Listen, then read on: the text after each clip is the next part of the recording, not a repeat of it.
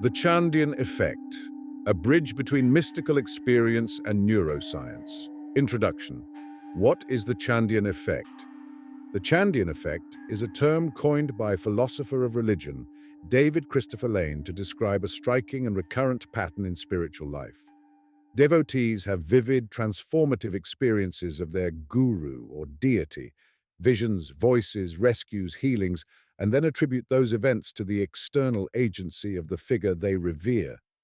Later, the very guru in question may insist he had no knowledge of, much less control over, the occurrences.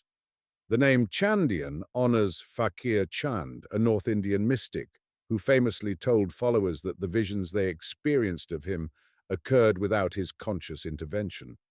He urged them to look inward for the source and meaning of these phenomena. In compact form, the Chandian effect points to a projection-then-attribution cycle. A devotee's inner states, expectation, devotion, fear, hope, intense concentration, generate powerful imagery, emotions, and insights. Those states are then experienced as if coming from outside, from the guru, saint, or divine.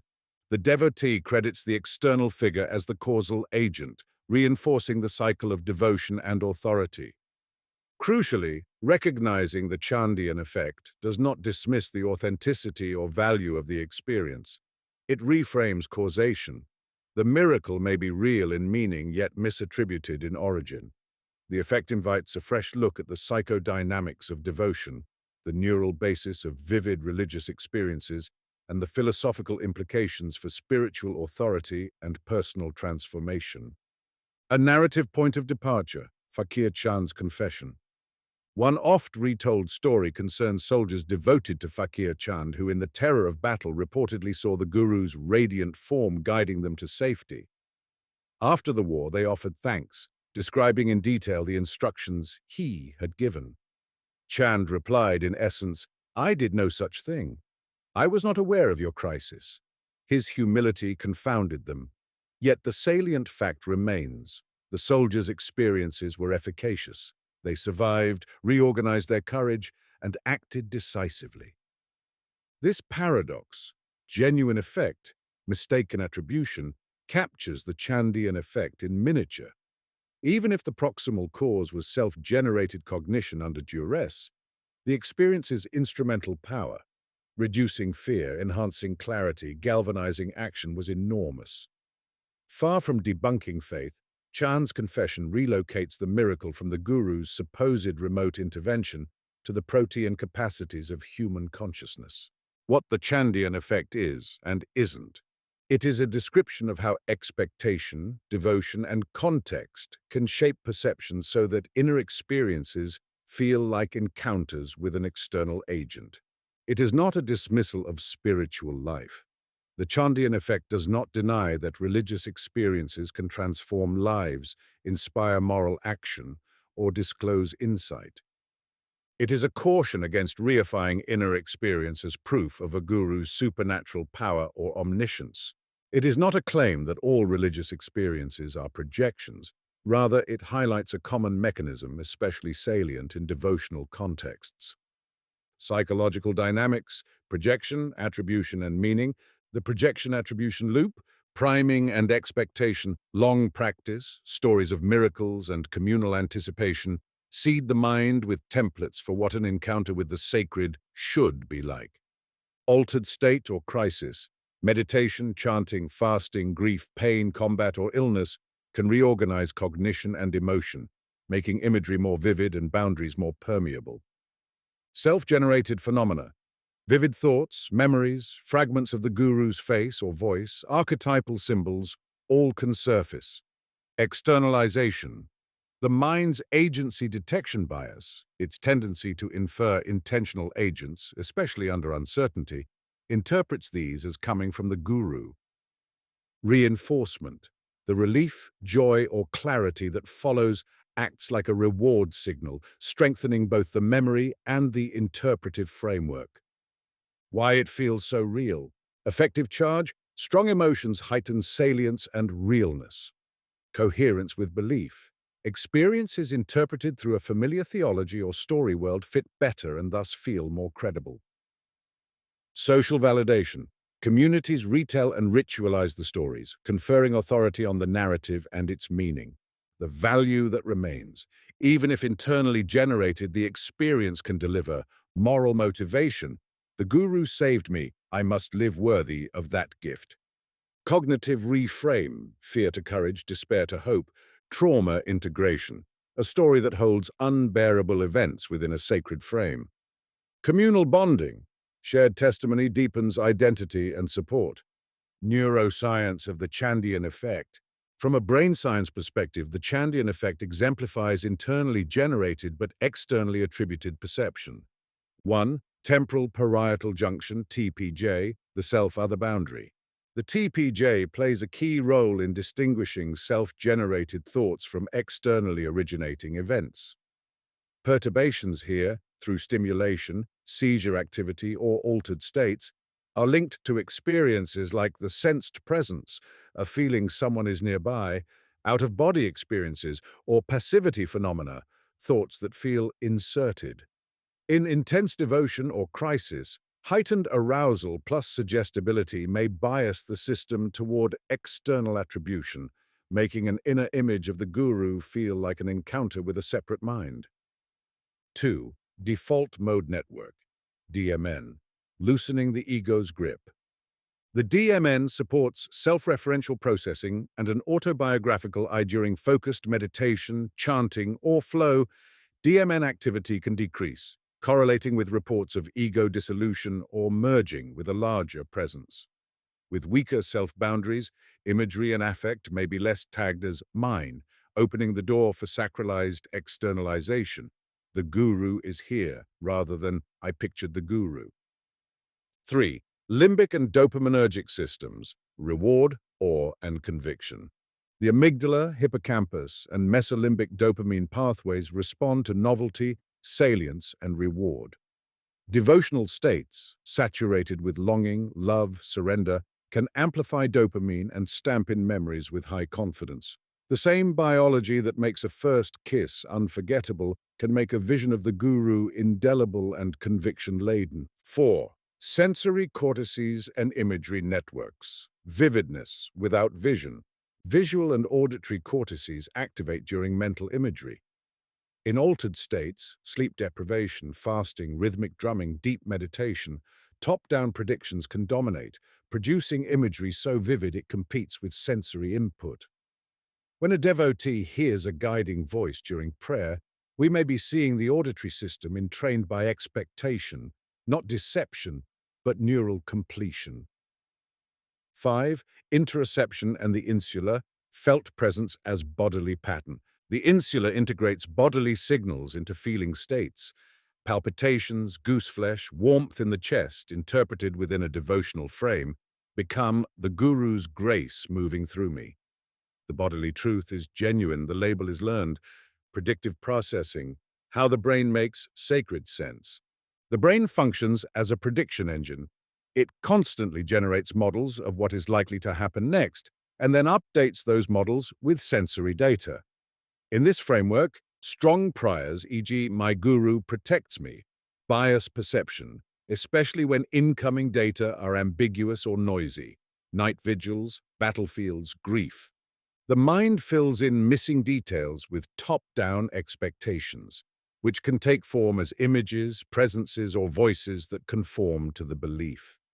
When the predicted experience reduces error, brings relief, coherence, the brain treats it as verified, deepening confidence. This is not making things up in a trivial sense. It is how perception normally works. Your brain constructs your world moment by moment. In devotional contexts, the constructed world naturally aligns with devotional priors, theory of mind and hyperactive agency detection. Humans are exquisitely tuned to detect other minds. In uncertain or high-stakes contexts, our agency detector is better safe than sorry, leading to over-attribution of agency, hearing a twig snap and assuming a predator. In religious life, this default tilt can render inner imagery as an agentive presence, not a mere picture, but a who with intention. The Chandian effect leverages this bias. The guru as agent becomes the most plausible and emotionally satisfying interpretation. Illustrative examples across traditions and contexts. 1. Marian apparitions. Catholic devotees sometimes report encounters with Mary that convey comfort or warnings. Regardless of whether one affirms supernatural causation, the structure matches the Chandian effect. Intense devotion, emotionally charged context, vivid inner event, externalized attribution to a revered figure, followed by profound behavioral change, pilgrimage, confession, reconciliation. 2. Near-death experiences, NDEs. NDE accounts often feature guides or presences framed by the experiencer's cultural religious background. Physiological stress, altered oxygen and CO2 levels, and limbic activation may combine with predictive models of afterlife to yield archetypal encounters, later interpreted as an external meeting rather than internal assembly. 3. The rubber hand and full-body illusions. In the rubber hand illusion, synchronized stroking can make a fake hand feel like one's own. Virtual reality body swap experiments can induce presence outside the usual body frame. These lab analogs show how multi-sensory integration and top-down expectation sculpt basic self-world boundaries, the same boundaries that, loosened in devotion, enable the guru is here experiences. 4. Hypnosis and autosuggestion. Under hypnosis, expectation and focused attention can produce genuine physiological changes, skin welts from imagined heat, analgesia.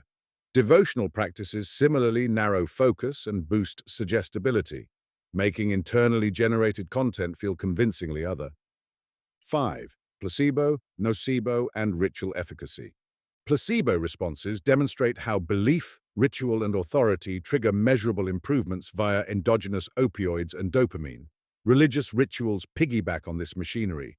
Relief or healing, though mediated by belief and biology, will be attributed to the external sacred agent, as the Chandian effect predicts. 6. Faqir Chand in the trenches of memory. Returning to Chand's confession, soldiers under mortal threat possess a ready-made prayer. Our guru protects us.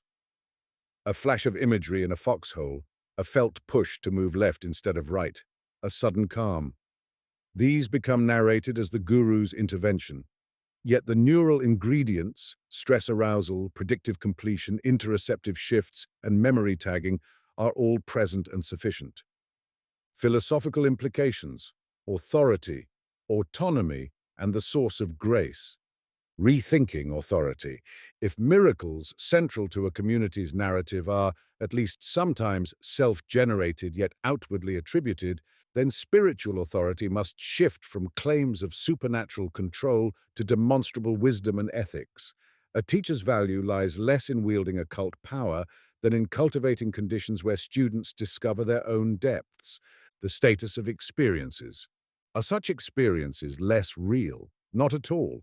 Their causal story changes, but their phenomenological force and existential import remain.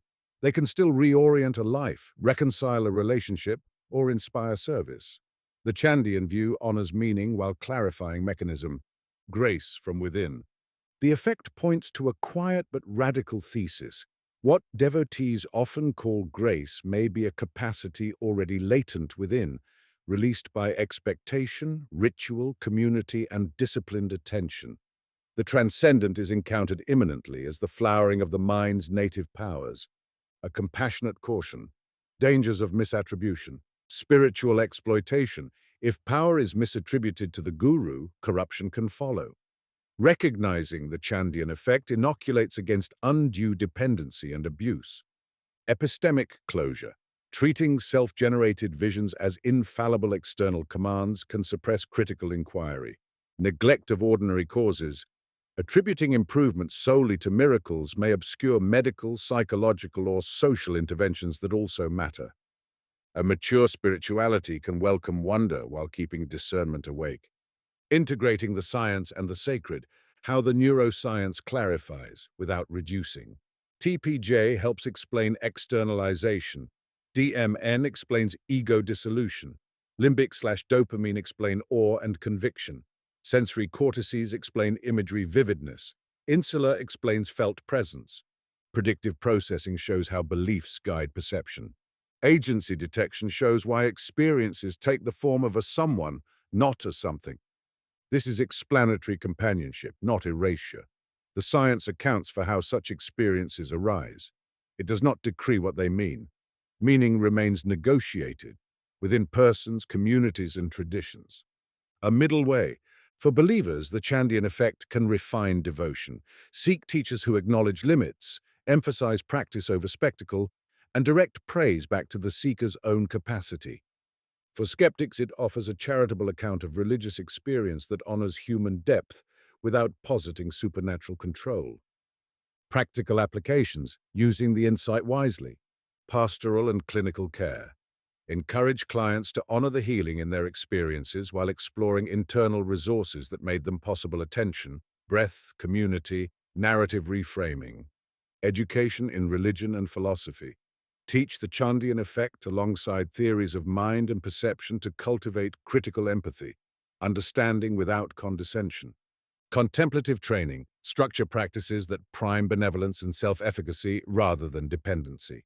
Invite practitioners to notice how experiences arise and where they lead in conduct. Community safeguards. Build norms that decenter gurus as miracle brokers and instead share authority through service, transparency, and accountability. Restating the core, with the original pieces integrated. Definition and core idea. The Chandian effect names the tendency for devotees to experience inner, often transformative phenomena and then misattribute them to the external agency of a revered figure. The term originates with Faqir Chand's admission that he did not cause the miraculous experiences ascribed to him. Psychological and philosophical implications. Psychologically, it highlights projection and attribution shaped by expectation, emotion, and social validation. Philosophically, it challenges simplistic appeals to divine agency by showing how inner transcendence can be self-manifested yet deeply meaningful. Spiritually, it suggests that grace may be endogenous, awakening through disciplined attention and communal devotion. Neuroscientific perspective. TPJ distinguishes self from other. Bias toward external attribution can produce sensed presences. DMN, reduced activity, can blur ego boundaries, enabling other-sourced feelings. Limbic/dopaminergic networks intensify salience and conviction. Sensory cortices support vivid imagery that can rival perception. Insular maps bodily changes that feel like currents of grace. Cognitive models of religious experience. Predictive processing. Strong priors plus ambiguity equals top-down completion in sacred form. Theory of mind. Hyperactive agency detection converts imagery into encounter. Religious cognition. Culturally shaped symbols, Mary, Krishna, the Guru, provide the vocabulary for transcendence. 3 extended case sketches. Case A. Midnight on the cancer ward. A patient in chemo, exhausted and afraid, prays to her saint for a sign. In a hypnagogic state, she hears a reassuring phrase she has long associated with that saint. Her heart rate slows, sleep returns. The next morning, she attributes the calm to the saint's visit. Analysis. Sleep deprivation plus strong priors plus auditory imagery produce a real physiological shift. The Chandian effect predicts the externalization of the source while acknowledging the genuine benefit. Case B, the mountain retreat vision. After a week of silence and meditation, a practitioner sees his teacher bathed in light, speaking a single sentence that resolves a personal dilemma. He later reports profound gratitude to the teacher. The teacher replies gently, "I was asleep at that time." Analysis, DMN downregulation, TPJ shifts, and limbic arousal cohere into a one-shot insight framed as the teacher's intervention. The wisdom content stands regardless of causal attribution. Case C, the street corner rescue. A devotee in a dangerous neighborhood feels a sudden urge. Turn left now. She later learns a crime occurred on the street she would have taken. She credits her guru's whisper.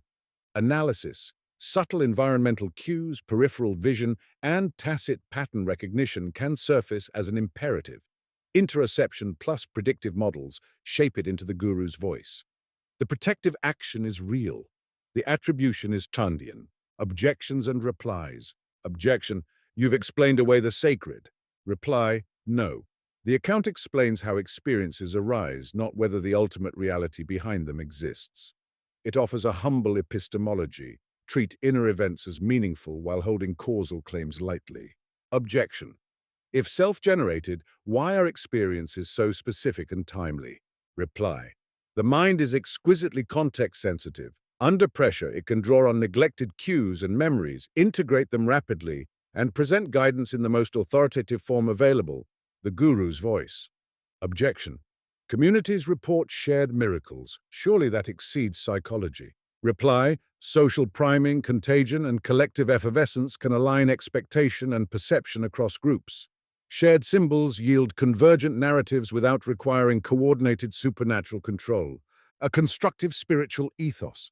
Embrace a Chandian spirituality, practice deeply, but locate the engine of transformation in attention, compassion, and ethical action. Honor teachers who redirect praise back to the seeker's own capacity and to the discipline of practice. Tell your stories, cherish their meaning, and let them guide you toward courage, truthfulness, and service, without fixating on miracle brokerage. Pair wonder with discernment. Let neuroscience be a companion to devotion, not its adversary. Conclusion: the miracle of mind. The Chandian effect offers a powerful lens for understanding why encounters with the sacred so often appear as meetings with a personified guide, the guru, saint, or deity, when their proximal cause lies within the dynamics of human cognition and emotion. Far from trivializing faith, this insight elevates the creative potency of consciousness. It suggests that what we call grace may be the mind's capacity to reconfigure itself under the pressures of love, fear, hope, and surrender, often catalyzed by ritual, story, and practice. To see this clearly is not to dim the light of devotion, it is to notice where the lamp is actually burning. The glow that devotees attribute to a distant master may, as Faqir Chand insisted, be a flame already alive within. Recognizing that truth can free spiritual communities from the hazards of misplaced authority, empower seekers to trust their own depths, and invite a fruitful dialogue between mysticism and neuroscience, a dialogue in which explanation enriches rather than erases the mystery.